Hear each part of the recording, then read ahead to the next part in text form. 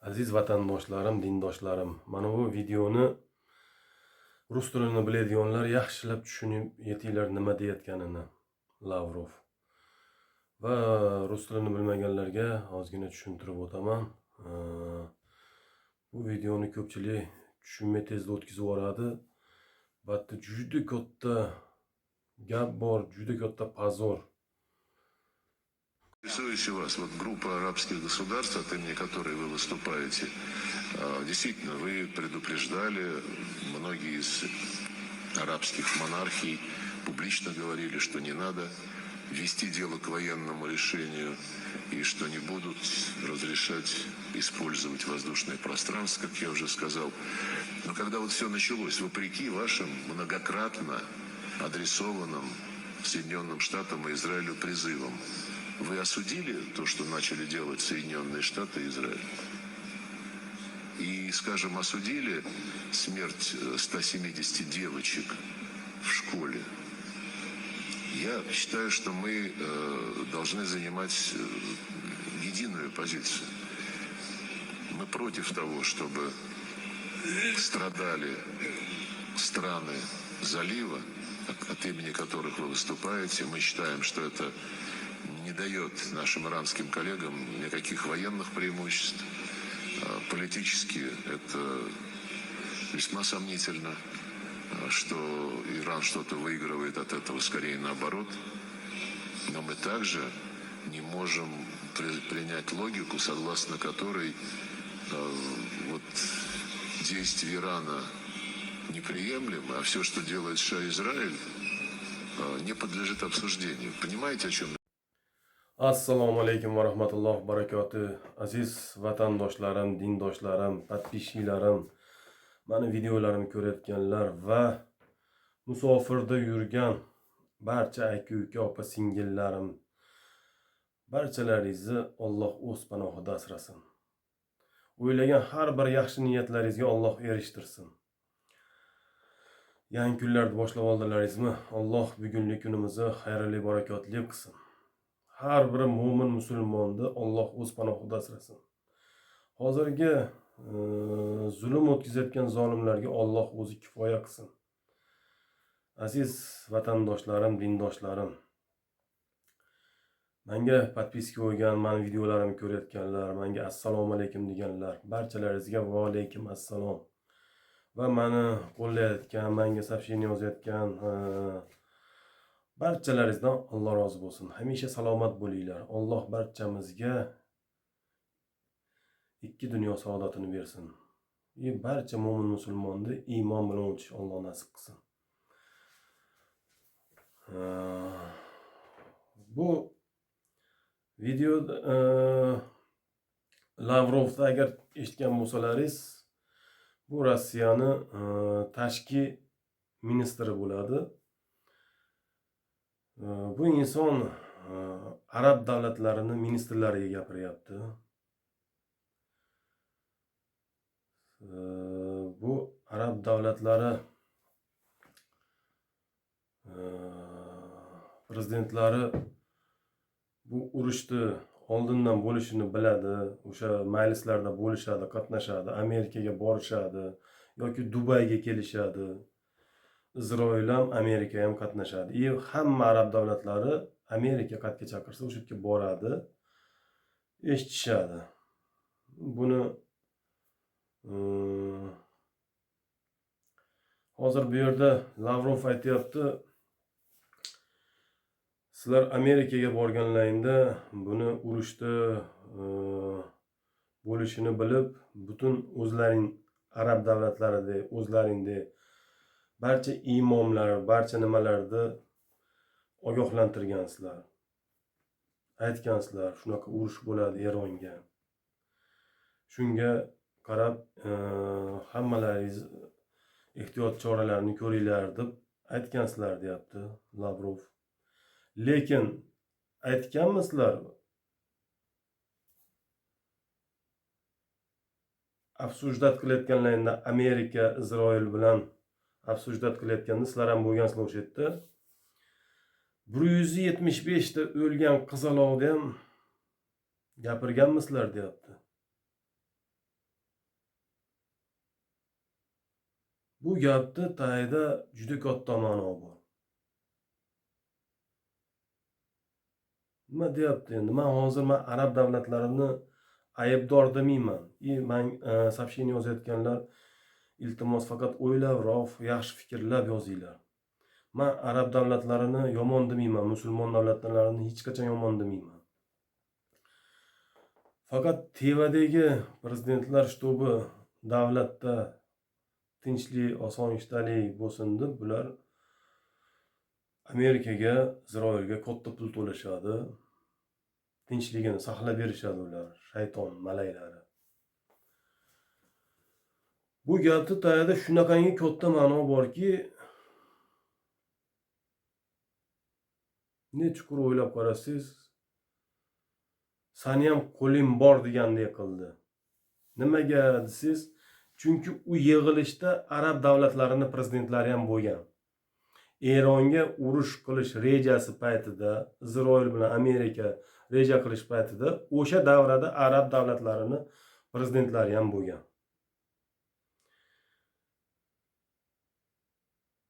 Bu gap shunaqangi achinarli gapki, islom diniga, musulmon ahliga shunaqangi og'ir bu gap.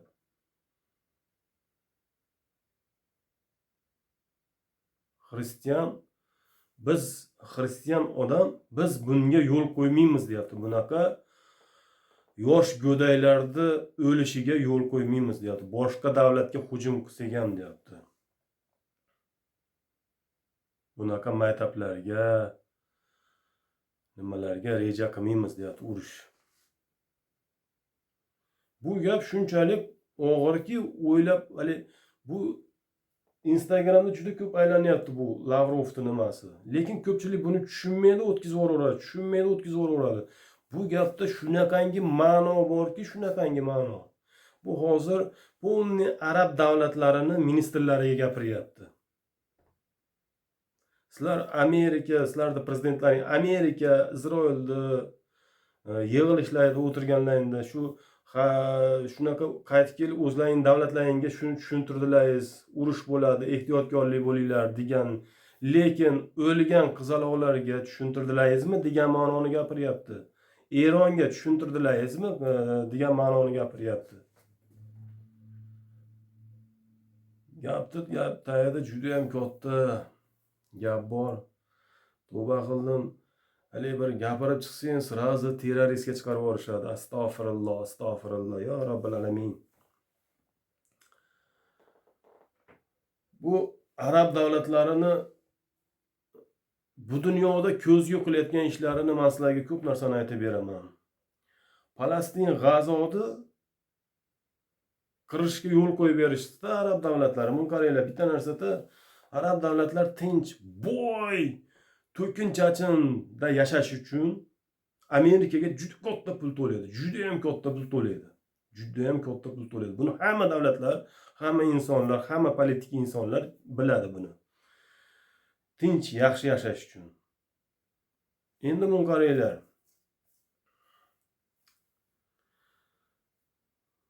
Dunyoda 3 ta eng quvla masjid hisoblangan, bittasi Al-Aqsa hisoblanadi. Bu joyda musulmonlar qirilib ketganda mana musulmonlar deylik 2 million yashagan bo'lsa yoki 3 million yashagan bo'lsa 1 millioni qirilib ketdi desak bo'laveradi. Nimaga desalaringiz, bu televideniyada faqat 50 ming, 100 ming ko'rsatgani oz miqdorda ko'rsatilgan bu narsa. Aslida juda ko'p o'lib ketgan, juda ko'p yosh bolalar o'lib ketgan. Ularda ham yashashga haqqi bor edi ularda. Endi bu arab davlatlari ko'zgu deyotganim, mana qaranglar, shu Isroil urib tashladi Falastin bilan G'azoni, urib tashladi. Endi atdan qochgan odamlar, atdan qochmagan odamlar, qochishga yo'l qo'ymagan Isroil, qochishga yo'l qo'ymagan. Mana qaranglar, politikani kattaligini qaranglar, bu paytda ketayotgan politikani. Atdan G'azoni yashayotgan bizim musulmon birodarlarimiz hech qanday havodan ham qochib ketolmaydi. Chunki nimaga desalaringiz, qochadigan tomoni bir tomoni daryo, bir tomoni polni o'raliq yevreylar. Isroilda yashaydigan yevreylar. Bu yevreylar dan chiqib ketish uchun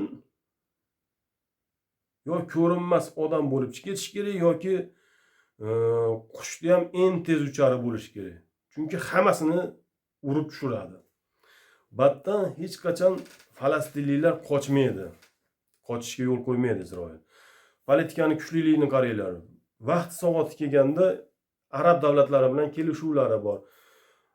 Odamlardan qo'yib ber, biz ularni qabul qilamiz, u odamlarni deydi. Amerikani politikasini qaranglar. Amerika butun dunyoga o'zini yaxshi ko'rsatish uchun boradi, Isroilga aytadi, och darvozani deydi. Falastinliklardan och qolganlarni ba'zilarini chiqar deydi. Misol 1 millionta bo'lsa 100 tasini chiqar deydi. 100 tasini.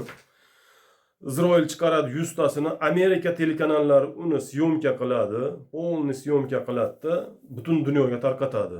Amerika mana qiynalgan, och qolgan musulmonlarga yordam beryapti mana degan nimani politikani tarqatadi telekanallarida. Keyin ko'pchilik buni tushunmaydi, Amerika zo'r ish qilyapti deydi. Ko'p tushunmaymiz. Ya Amerika zo'r ish qilyapti ekan, malades deydi. Yevropa ko'pi poddeshka qiladi Amerikani. Malades zo'r ish qilyapti ekan. Aslida boshqa narsa bo'ladi hatto. Keyin u atdan qo'yib yuborilgan 100 ta 200 ta odamni Qatar 2000 ta odamni qabul qilibdi. Yana arab davlatlari qabul qilgan ko'pi. Ko'zguda bu odamlarning ko'zgusi. Mana arab davlatlari G'azoda, Falastinda och qolgan, uysiz qolgan dindoshlarini o'z himoyalariga oldi deydi. Bunga politikani kattaligini. Shunaqa qilib turib ko'rsatadi butun. Qiyomatda inshaalloh shu arablarda qilayotgan arablar desa noto'g'ri bo'ladi. Arab davlatlarida boshliqlar qilayotgan ish uchun inshaalloh qiyomatda javob berasizlar har birlaringiz. Inshaalloh. Qiyomatda sizlarning boyliklaringiz bo'lmaydi inshaalloh. Allohga yuzma-yuz kelganlaringizda har biringiz javob berasiz inshaalloh. Qilayotgan politikangiz, xalq uchun ko'rsatayotgan politikangiz. Mana shu tomonda shunaqangi achinarli narsa biz ko'pchiligimiz tushunmaymiz. Mana malades, mana Falastinda qiynalganlarni, mana G'azoda qiynalganlarni arab davlatlari qabul qildi. Malades, shu arab davlatlar boshliqlariga duo qilinadi. Yaxshi, duo qilish yaxshi, birodarini duo qilish yaxshi, lekin bunaqa qilib politika o'ynab, odamlarning ko'zgusiga o'ynab, shayton rolini o'ynayotgan insonlarga bu duo hayb deb o'ylayman. Astag'firulloh, astag'firulloh. Yana meni terrorizmga chiqarib qo'ymanglar. Men terrorist emasman. Alhamdulillah musulmonman. Dinimdan adashmagan insonman. Allohga hamd va sanolar bo'lsin. Alloh menga kuch-quvvat beryapti, shu videolarda chiqaryapman. Shu arab davlatlarini qilayotgan politikalarini sizlarga ozgina tushuntirishga harakat qilyapman. Keyin o'sha Amerika o'sha yerda ochtirgandan keyin ma'lum muxtor odam chiqaradi, qolganini yopadi Isroilatda. Isroilatda polni chiqarmaydi. Polni chiqarmaydi, qirishga harakat qiladi. Qonxo'r. Isroilda hozirgi yashayotgan yahudiylar, qonxo'rlar. Yevreylarda hammasi bas, hammasi deyish bu noto'g'ri narsa bo'ladi. Boshda aytganman, noto'g'ri nima qildim berilib. Chunki bari payg'ambarlar yevreylar davlatidan tug'ilgan. Bizni sevimli payg'ambarimiz sallallohu alayhi vasallamdan tashqari. Bizni sevimli payg'ambarimiz Muhammad Mustafa sallallohu alayhi vasallam arab qabilasidan tug'ilgan. Shuning uchun yevreylarning hammasini deb gapira olmaymiz. Bu yevreylar hozirgi Isroil qabilasida yashayotgan yahudlar shunaqa politikalar chiqarishadi. Mana Shular rejasini qaranglarda, buni Amerikada reja qilishadi, Isroil ham arab davlatlari bo'ladi. Biz atni urib tashlaymiz. Bizga at kerak. Keyin arab davlatlari aytadi, boshliqlari. Hatto bizni musulmon nimalar bizga putur yetadi, bizni obro'yimizga hurmatimiz to'kiladi deganda, yo'q, sizlar hurmatlaring to'kilmaydi. Hatto urib tashlaganimizdan keyin darvozani ochganimizda sizlar ma'lum miqdordagi odamlarni qabul qilasizlar. Keyin odamlar, arablar mana qabul qilyapti qancha nogiron odamlarni. O'shalarni nogiron deganim nima endi? Nogiron emas. Urib tashalganda bir oyog'i yo'q, bir qo'li yo'q, bir ko'zi yo'q. Bizni birodar aziz qardoshlarimiz. O'shalarni o'shna bo'lishiga o'sha arab davlatlarining ham, o'sha boshliqlarining ham hissasi bor o'shanga. Amerika aytadi, o'sha ochadi Isroilchilarga deydi, shu odamlarni qabul qilsalaringiz, mana davlatga, dunyoga yana yaxshi ko'rinib turaverasizlar deydi. Arab davlatlari, sizlar zo'r ko'rinib turaverasizlar deydi. Iltimos, men podpисчиклар, men videoyimni ko'rayotganlar, chiroyli yozinglar. Noto'g'ri hissiyotga berilib yozmanglar soобщениeni, iltimos qilaman. Barchalaringizdan Alloh rozi bo'lsin. Mana shunaqa politikani tushuntirib o'tishga ozgina harakat qildim sizlarga, vatandoshlarim, dindoshlarim. Mana Qatarda men sizlarga aytgan amerikalik eng kuchli jurnalist Qatarga kirdi. Qatarga kirganda 2000 ga yaqin odamni qabul qilgan ekan Qatar. Undan ortig'ini qabul qilmas ekan degan tushunchaga nimaga degdi? Isroil qo'ymadi, undan ortiq odamni bermadi. Qolganini sekin-sekin qirishga harakat qilar ekan, xullas majburiy yo'q qilishga harakat qilar ekan. Endi atda Qatar qabul qilgan odamlar bir dona ham sog' odam yo'qda, bir oyog'i yo'q, bir qo'li yo'q, bir ko'zi yo'q, ishib ketgan yosh bolalar, astag'firulloh. Tavba qildim. Shunaqa bolachalar, bo'lni.